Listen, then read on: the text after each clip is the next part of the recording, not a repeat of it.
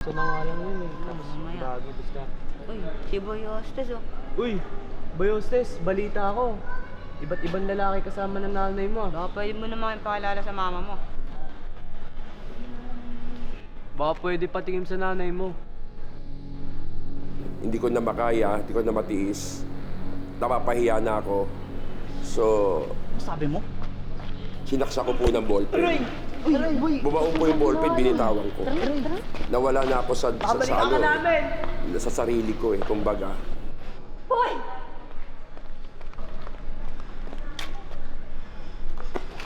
Bakit mo ginawa yun?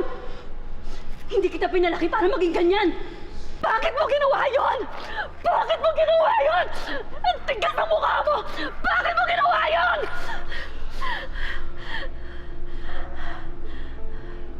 Ano? Pagod ka na?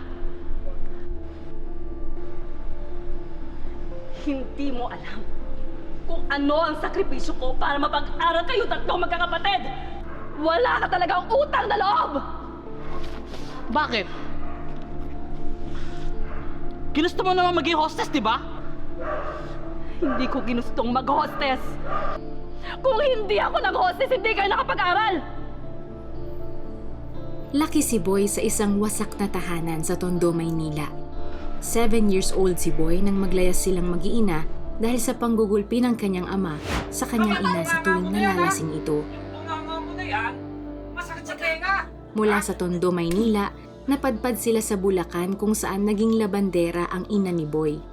Ngunit dahil hindi sapat ang kita, napilitang maging hostess o bayarang babae sa isang nightclub ang kanyang ina. Yung nararanasan niyang hirap, nararanasan niya na pagtitiis kasi ayaw niya yung gawin yung mga bagay na ginagawa niya sa pag-hostess eh. So sa amin nabubunton kasi kami yung nagiging dahilan kung bakit niya pinasok yun. Napatalsik si Boy sa eskwelahan dahil sa pananakit sa kanyang kaklase. Mula noon ay tumigil na siya sa pag-aaral at sumama sa maling barkada. Nalulong sa mga bisyo at naging adik sa paggamit ng bawal na gamot.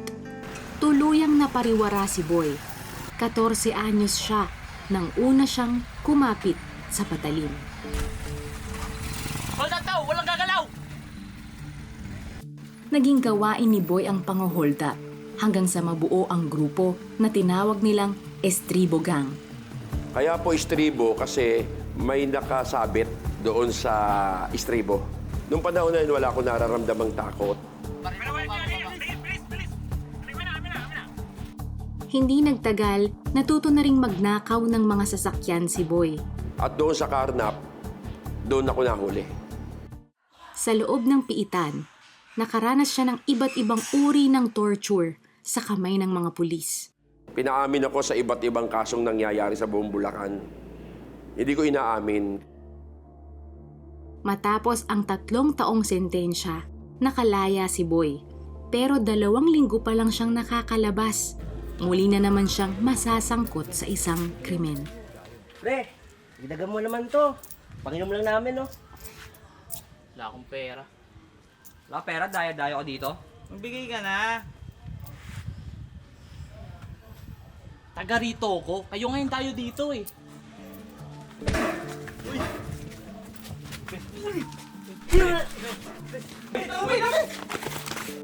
Dahil nakasaksak si Boy, itinapon ulit siya sa kulungan para naman sa kasong frustrated homicide.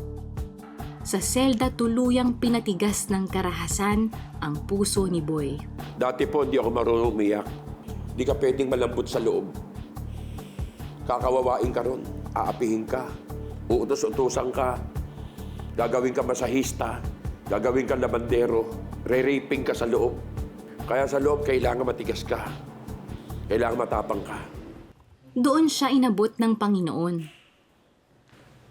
Kapatid, pwede ka bang makausap saglit?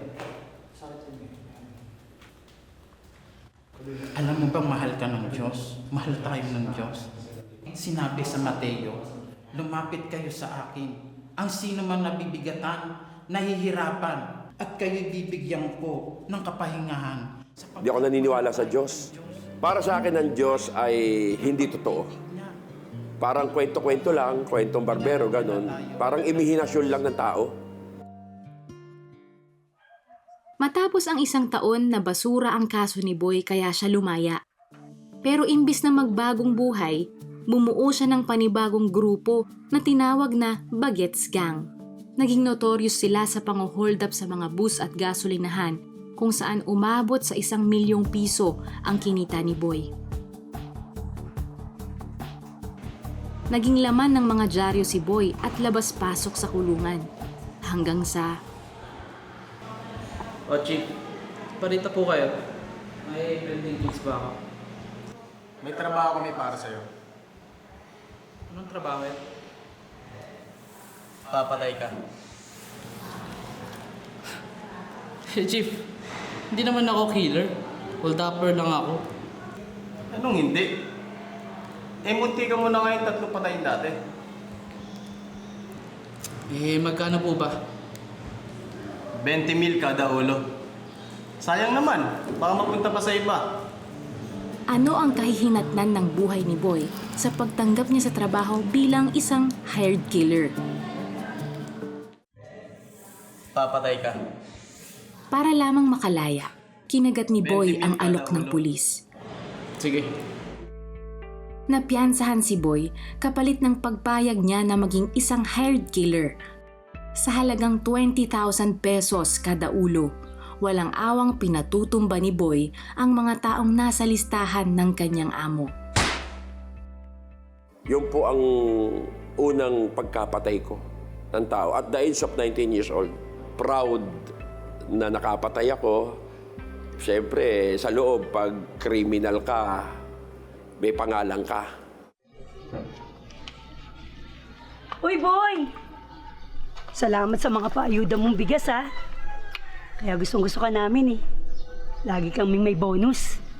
Walang ano man. May susunod pa, ha? Salamat, ha? Boy, bonus.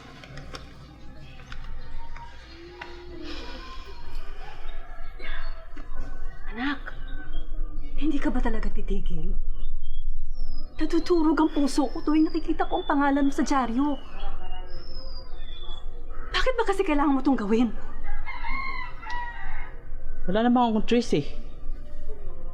Di naman ako nakapag-aral. Tsaka nandito na ako, oh. Tanggapin nyo na lang ako bilang ako. Ang nanay ko lalong naawa sa akin eh. Boy! Makiingat ka pa rin parati, ha? Mga kapatid ko, kumbaga nagising sa katotohanan eh. Sabi ng mga kapatid ko, na hindi na magbabago yan. Pabayaan mo na yan. Pero nakita ko nanay ko. Sa bawat pagkabilanggo ko, nanay ko ang nakikita kong dumadamay sa akin, dumadalaw, walang sawa. Dahil sa kabi-kabilang kaso ng mga pagpatay taong 1985, naging wanted si Boy sa Bulacan at may patong sa ulo na 40,000 pesos. Nagtago siya sa Bicol, pero isang araw, naisipan niyang balikan ang kanyang ama sa Tondo, Maynila. Tay! Sino ka? Ako to si Boy. Anak mo kay Feli. Oh! Galing dito ang nanay mo ah. Wanted ka raw? Wala na kasi ako mapuntahan. Akong bahala sa'yo. Kinupkup si Boy ng kanyang ama Nung makita ko tatay ko, para bang nasiyahan ako. at isinama sa mga racket nitong pandurukot. So tatay ko, nakita ko nandudukot. Natuto rin po ako magdukot. Pero hindi rin nagtagal ang kanilang pagsasama. Pinaslang ang kanyang ama na isa palang miyembro ng sindikato. Nagalit po ako. Kaya nga po, nakaburo lang tatay ko, nandun ako eh. Naabangan ko yung mga tao na pumatay sa tatay ko. Dahil wala nang ibang kumakanlong kay Boy, natunton at nadakip siya muli ng mga pulis. Makulong kayang muli si Boy at paano makakalaya? Malalaman natin yan sa pagpapatuloy ng kanyang kwento bukas. Nakalaya muli si Boy sa tulong ng kanyang among politiko, subalit nanatiling patapon ang kanyang buhay. Isang araw, dahil may mga utos pa ang amo kay Boy na hindi niya ginawa, siya naman ang sunod na ipinatumba. 3 tama ng baril sa katawan ang natamo ni Boy. Isang tricycle driver ang naghatid kay Boy sa ospital. Huwebes Santo noong araw na iyon, taong 1987. Pero pagdating sa ospital, hindi agad na asikaso si Boy dahilan upang maubusan na siya ng dugo. Kasi puno po ng pasyente, kaya hindi ako priority. Doon po tulo ang dugo ko doon. Magdamag po yun. Hanggang sa kinakapos na ako ng hininga. Hinahabol ko na hininga ko. Dumating po nanay ko alas 6 ng umaga. Nahihirapan na ako. Ano nangyari? Kailangan na po natin mapa-operahan po agad si sir. Kaso kailangan po natin magpakuha po ng type A na dugo kasi wala na pong available po na dugo dito po sa hospital po natin. Type A po dugo. So yung kapatid ko kasama, naghanap ng dugo. Mabilis na lumipas ang oras. Biyernes Santo na noon bandang 1:00 ng hapon. Bigo pa ring maoperahan si Boy. Hanggang sa tuluyan na siyang nanghina at nalagutan ng hininga. Nabulag po ako noon, time na yon. So kahit ayokong pumikit po ako. Patay na ba ako? Ayoko pang mamatay. Maya-maya, seconds lang, naramdaman ko, bumulusok po ako pa ilalim. Nakita ko po sarili ko, bumulusok ako pa ilalim. Sabi ko sila ako pupunta, para po ako nasa isang imbudo. Idiniklara ng patay si Boy. Pero sa kabilang banda, Alam niyo, ang tao pala pag namatay, may isip ka pa eh. Doon ko naalala yung isang pastor na pumasok sa selda namin. Lumapit kayo sa akin, ang sino mang nabibigatan at nahihirapan, at kayo bibigyan ko ng kapahingahan. Doon ako tumawag sa Diyos. Sabi ko, Diyos, kung totoo ka, tumawag isip ko lang. Bigyan mo ako ng isang pagkakataong mabuhay. Maglilingkod ako sa iyo. Teka. Baka naman pwedeng wag niyo muna siya ipasok sa morgue. Misis, patay na po ito eh. Hindi. Buhay ang anak ko. Alam niyo, bigla ako huminga.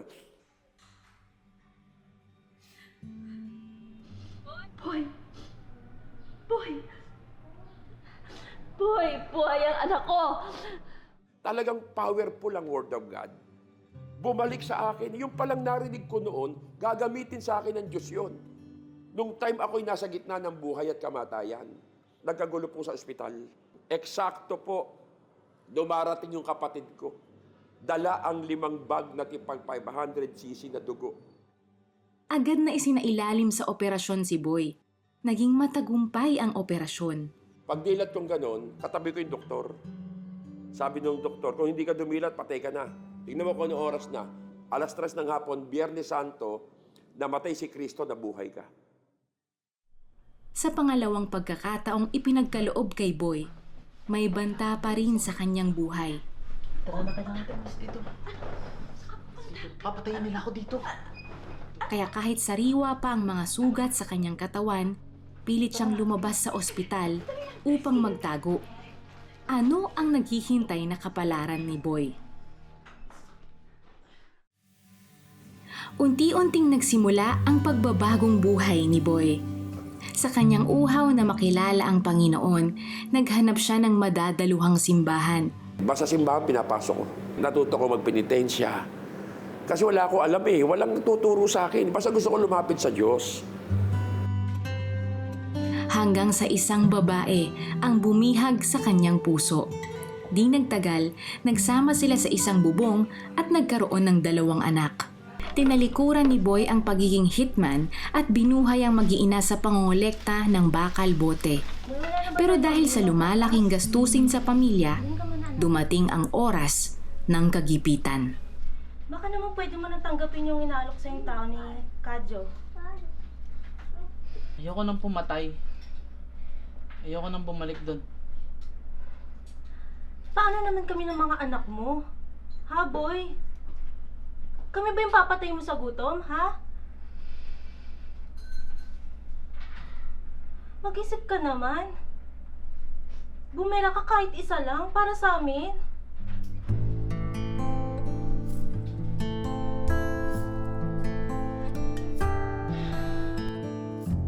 Dala ng kahirapan, tumanggap muli si Boy ng trabahong patumbahin ang kalaban ng kanyang amo. Subalit, Kinakabahan po ako noon, hindi dahil natatakot ako. Kinakabahan ako kasi alam ko kasalanan na yun eh. Pinapapatay ka sa akin. Umalis ka na dito. Huwag ka nang babalik. Nandun na sa actual, babariling ko na lang yung tao. Dati napakadali ko lang gawin yun eh. Parang manok lang ang buhay sa akin pag pumatay ako ng tao. Pero nung time na yon, may takot na ako sa Diyos. Kinapa ko puso ko. Hindi ko na kaya pumatay ng tao. di nagtagal, lumutang ang 23 kaso ni Boy na naibinbin sa korte. Muli siyang nakulong. Sabi ng warden, di ka nalalaya. Kung dito pabalik-balik ka, ngayon di ka nalalaya. Ang dami mo ng kaso. Subalit, nagpamalas ng himala ang Diyos nang mabasura ang lahat ng 23 niyang kaso. 1991 lumaya ako, nagtaka ang warden, nagtaka mga kasama ko. Kami, isa lang kaso namin, di kami makalaya. Ikaw 23 kaso, hindi ko kaya paliwanag eh.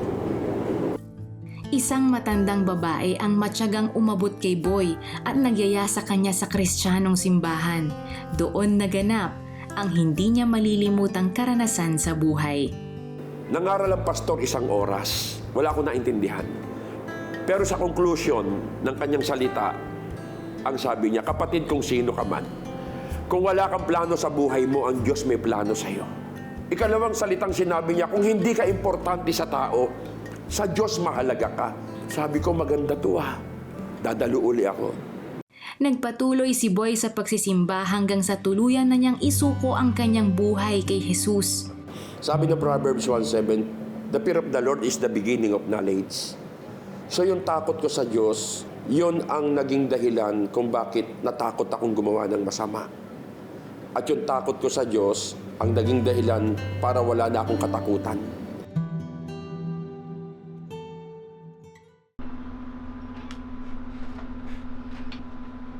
O magsisimba ka na naman. Baka nakakalimutan mo, wala na tayong bigas, Boy. Sa tingin mo ba mapapalamon tayo ng kakasimba mo, ha?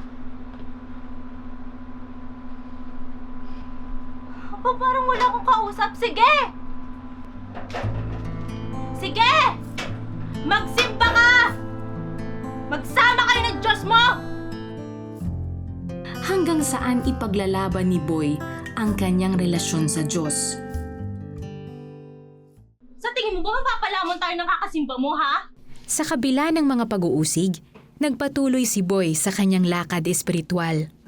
Bumalik si Boy sa kulungan hindi bilang preso, kundi bilang tagapagbahagi ng pag-ibig ni Hesukristo. Paano mauunawaan ang isang taong nagugutom kung hindi mo naranasang magutom? Paano maiintindihan ang isang taong may sakit kung hindi mo naranasang magkasakit? Kaya nga yung karanasan ko, doon ako ginamit ng Diyos. Pinahintulutan ng Panginoon, maranasan ko yung buhay na yun eh, na hindi ko pinili. Sa loob ng 3 taon, nagsanay siya sa pagiging pastor. Ngunit magiging kapalit pala nito ang kanyang pamilya. Boy, hindi ko na tumatiis eh. Maghiwalay na tayo. Bakit? Nagawa ko naman lahat para itaguin kayo ah. Mamili ka. Ginagawa mo sa Diyos, kami ng mga anak mo.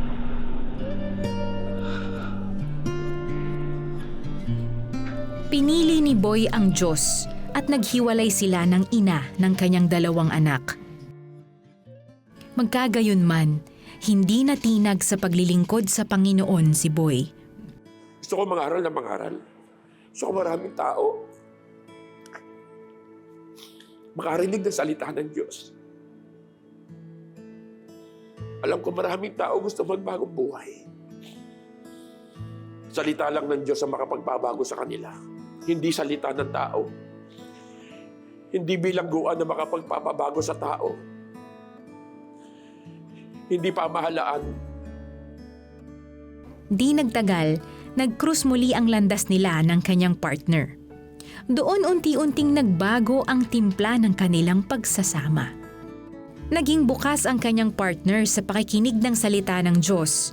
Nakakilala siya sa Panginoon hanggang sa magdesisyon silang magpakasal.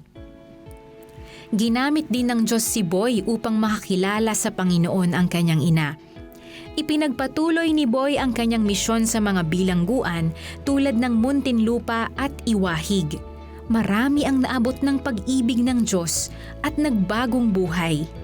Napakabuti ng Diyos. Yung ginawa niya sa akin, talagang hinubog niya ako eh. Si Boy ay kasalukuyang full-time pastor sa Bulacan kasama ang pamilya na naglilingkod sa Panginoon.